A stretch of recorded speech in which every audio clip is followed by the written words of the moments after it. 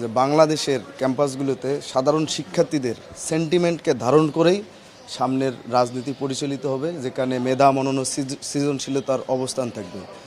আর সাধারণ শিক্ষার্থীদের মধ্যে যে একটা ট্রমা বর্তমান আছে, বিগত 15 বছর ছাত্রলীগ যে তার ফ্যাসিস্ট হাসিনা ওয়াজেদের হাতকে প্রলম্বিত করার জন্য যে রকম স্বৈরাচারী কায়দায় সন্ত্রাসী, চাঁদাবাজি, গেস্ট রুমে নির্যাতন, গেস্ট রুম কালচার করে সাধারণ শিক্ষার্থীদের মধ্যে একটা ট্রমার সৃষ্টি করেছে। যে সাধারণ শিক্ষার্থীরা মনে করছে যে বিগত 15.5 বছরের ফ্যাসিস্ট হাসিনা ওয়াজেদের শাসনেই যে থেকে ছাত্রলীগ যেরকম অত্যাচার নির্যাতন করেছে সেটাই মনে হয় ছাত্র রাজনীতি।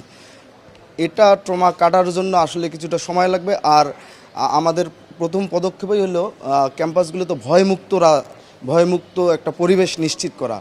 কিভাবে সামনের দিনগুলোতে শিক্ষার্থী বান্ধব পরিবেশে ছাত্র রাজনীতি সম্পূর্ণ করা যায় এবং সেখানে সকল শ্রেণী মতাদর্শের শিক্ষার্থীরা কীভাবে তার দর্শন নিয়ে এগিয়ে যেতে পারে, সেই প্রচেষ্টা আমাদের মাননীয় ভিসি মহোদয় সহ প্রশাসনিক বডি এবং আমাদের বিভিন্ন ছাত্র সংগঠনের নেতাকর্মীরা আমরা একমতে পৌঁছেছি।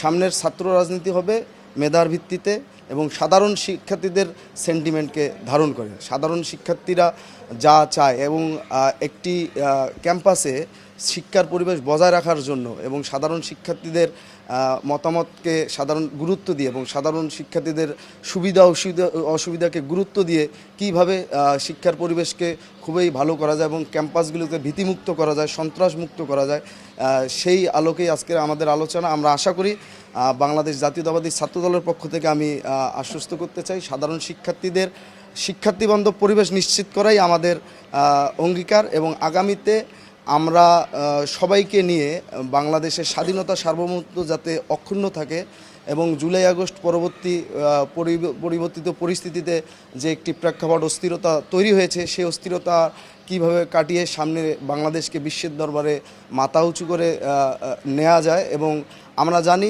বাংলাদেশের প্রেক্ষাপটে সবসময় ঢাকা বিশ্ববিদ্যালয় সামনের থেকে নেতৃত্ব দিয়েছে এবং যেহেতু ঢাকা বিশ্ববিদ্যালয় বাংলাদেশ সৃষ্টির জন্য কাজ করেছে, বাংলাদেশের স্বাধীনতা সার্বভৌমত্ব যখনই সংকটের মুখে পড়েছে ঢাকা বিশ্ববিদ্যালয় সবসময় সর্বাগ্রে অংশগ্রহণ করেছে।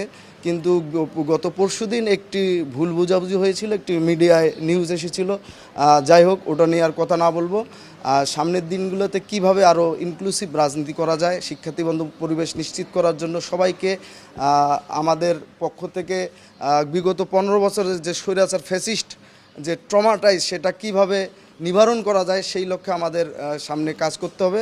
এবং যেহেতু ক্যাম্পাসের পরিস্থিতিটি এখন একটু সেন্সিটিভ, আসলে আবারও বলি, বিগত 15 বছরের যে ছাত্রলীগের রাজনীতি সেটা যে ছাত্র রাজনীতি না, এটা সাধারণ শিক্ষার্থীদের এই মেসেজ অবশ্যই বুঝতে হবে আর কি।